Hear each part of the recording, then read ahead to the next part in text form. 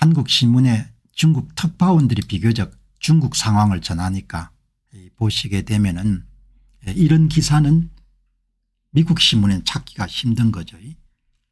지난달 4월 25일 날 중국 공산당 중앙정치국 회의가 열렸습니다. 미중 관세 전쟁 속에서 열린 4월 회의를 곱씹어봐야 될 이유가 있습니다. 대만 언론은 4월 25일에 열린 중국 공산당의 중앙정치국 회의를 세 개의 키워드로 정리했습니다. 투쟁, 지구전, 3차 전환. 이런 것은 대만이나 중국 언론을 통해서만 볼 수 있는 거죠. 굉장히 좋은 기사입니다. 이런 내용은 그러니까 미국 신문에서는 찾아보기가 힘든 거죠. 자, 이 보시게 되면은 이제 첫 번째 키워드인 투쟁은 국제경제무역투쟁이라는 개념을 처음 제시했고 네 가지 의미를 담고 있는데 트럼프 1기 무역 마찰을 최고 레벨의 투쟁으로 격상했고 그다음에 두 번째가 국제어 투쟁의 대상을 미국에만 한정하지 않고 세 번째 투쟁은 대가를 수반한다. 이게 굉장히 저는 중요하게 본 거거든요. 장기전을 치르게 될 것이고 우리는 물러서지 않을 것이고 인민들이 큰 손해를 입더라도 견뎌낼 수 있다. 이게 이제 중국 공산당의 기본적인 관세 전쟁을 대하는 기본적인 입장 같습니다. 투쟁은 대가를 수반하고 중국 내 기업과 국민 산업 심지어 거시경제가 치를 대가까지 감내하겠다는 의지를 담았다. 이게 지극히 중국 공산당다운 그다음에 중국인다운 그런 관점인 거죠. 네 번째는 투쟁의 정의고 전투는 관세전쟁 무역전쟁에서 멈추지 않고 앞으로 기술전쟁 화폐경쟁 심지어 열전도 배제하지 않겠다. 열전이라는 것은 제가 한번 찾아봐야겠는데 무력투쟁을 뜻하지 않겠느냐 그렇게 생각이 들거든요. 여러분들 아주 좋은 기사입니다. 여기 딱 보게 되면 중국이 장기전에 도입할 그런 의사가 확고하게 서 있다. 투쟁은 대가를 수반한다. 대가를 치르겠다는 겁니다. 자, 두 번째는 지구전인데 1938년 마오쩌둥의 전쟁 교리가 1차 무역전쟁에 이어 다시 등장했는데 무조건 견디면 이긴다고 보는 겁니다. 이 중국 공산당 수뇌부의 입장은 베이징의 관방 이론가들은 짧게는 올해 1년 길게는 트럼프 임기 동안 더 길게는 10년까지 그리고 내년에 시작되는 15차 5개년 계획 2026년부터 2030년을 미중 관세전쟁과 연계시켜 수립할 심상이다. 중국은 거듭 말씀드렸습니다마는 기본적으로 중국은 전체주의 국가이기 때문에 전체주의 국가가 갖고 있는 가장 강력한 무기는 국가의 특정 어젠다를 설정한 다음에 수십 년을 밀어붙일 수 있는 그런 힘이고 그것을 비판할 수 있는 언론은 존재하지 않기 때문에 중국이 갖고 있는 굉장히 강력한 그런 무기 가운데 하나인 거죠. 그러니까 장기전을 가가지고 그냥 견딘다.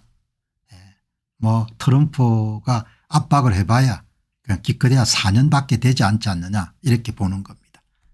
그렇게 정리를 하시면 좋을 것 같고 그다음에 이제 세 번째는 3차 전환 장기 전략인데 첫 번째 전환은 부동산 산업이 발전하고 산업화 과정을 거쳤고 그 결과 세계의 공장으로 중국이 발돋움했고 두 번째는 중공업 전환이 이루어졌고 그다음에 3차 전환은 산업화를 넘어서 첨단 지능 서비스 산업을 키우자는 주장이다. 여기서 중국의 전기자동차 그다음에 중국의 휴머노이드 로봇 산업 그다음에 드론 뭐 이런 것이 다 포함이 되겠죠. 3차 전환 중국의 기술이 미국 기술을 의존하지 않더라도 우리가 해낼 수 있다. 자력 경쟁 이런 거죠.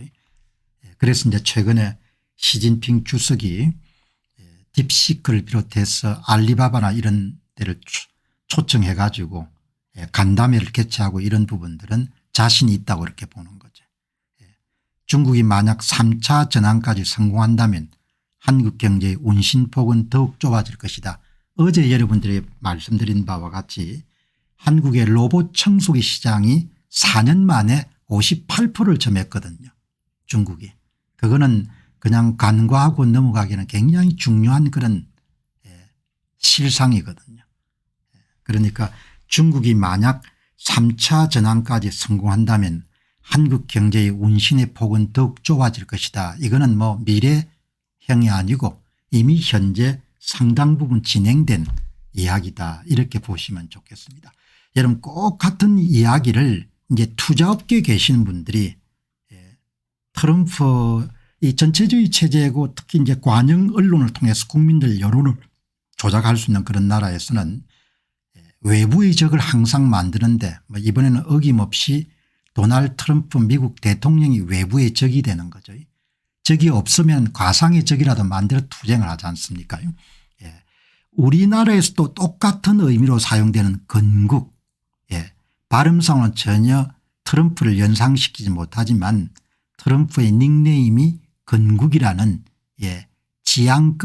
지안꺼라는 그런 표현으로 사용하는데 건국이 트럼프 대통령의 새로운 별칭으로 등장한 것은 말 그대로 오히려 나라를 일으키는데 도움을 주는 인물이다. 이렇게 보는 거죠. 똘똘 뭉쳐가지고 미국에 대항해서 우리가 이기자 이런 것으로 여러분들이 이해하시면 좋겠습니다. 앞에 보는 베이징 총국장이 여러분들 쓰신 글이고 지금은 이제 직접 돈을 투자하는 업계에 계신 분이 쓰셨기 때문에 서로 여러분 경험은 다르지만 관점을 한번 여러분들 교차 검증해 보는 게 굉장히 중요할 것 같습니다. 트럼프 재집권 이후에 중국은 기술 자립 내수 소비 촉진 등을 위한 중국 내부 결속이 강화되고 있다. 장기전을 통해 가지고 중국에 맞서서 나라를 부강하게 하자 이런 거죠. 때문에 중국의 고학력 엘리트층까지 중국 내부만 바라보면 지금 상황이 크게 나쁘지 않다. 이렇게 상황을 판단하는 겁니다. 중국의 중산층들 가운데 몇 퍼센트나 해당하는지 모르겠는데 뭐 어떻든 간에 관영 언론이라는 것이 영향이 크지 않습니까? 사람들이 거의 다 세뇌를 시킬 수가 있으니까 외부의 침략으로부터 중국을 보존하자 그런 정도의 시각이 상당히 많은 사람들이 이제 공유하고 있는 거죠. 그런데 이제 이분은 그냥 거기서 맡는 것이 아니고 상황이 좀 잘못 전개되면 어떻게 되는 거냐.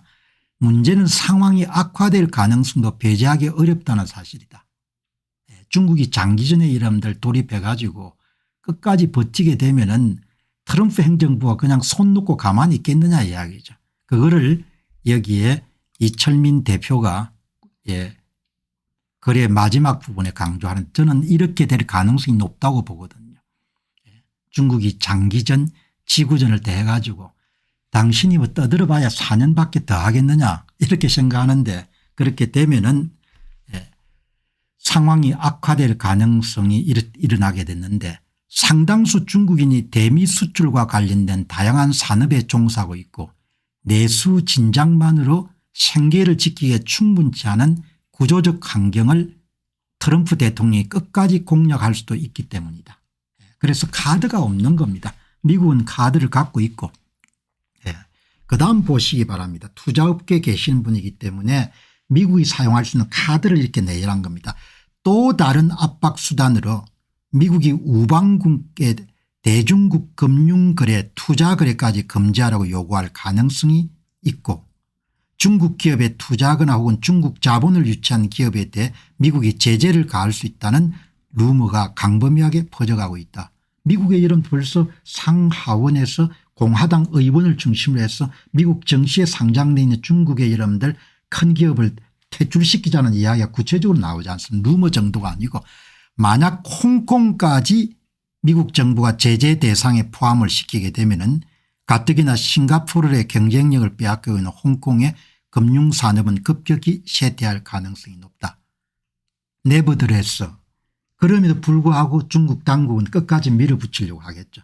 인민이 얼마만큼 고난을 당하는가 이런 것은 그 사람들에게 크게 여러분들 의미가 없기 때문에 그래서 오늘 앞에서 베이징 총국장이 지구전 장기전 말씀을 하셨고 그다음에 자본을 직접 투자하는 이철민 대표가 상황이 악화가 돼 가지고 진짜 금융제재까지 들어올 수가 있다. 그런 부분을 이야기하는데 현재까지 여러분들 4월 2일 날 그런 관세 보복 조치가 이런 구체화되고 난 다음에 하루도 빠지 않고 계속해서 문제를 추적해오며 제가 내린 결론은 중국은 말 빼고는 실질적으로 미국을 괴롭힐 수 있는 수단이 없다는 겁니다. 유력한 수단은 미국 국민들이 분노하고 미국의 언론들이 반트럼프 전선을 더욱 공고히 해가지고 2026년도 미국의 중간선거를 앞두고 손을 드는 거 이걸 이제 기대하는 거죠.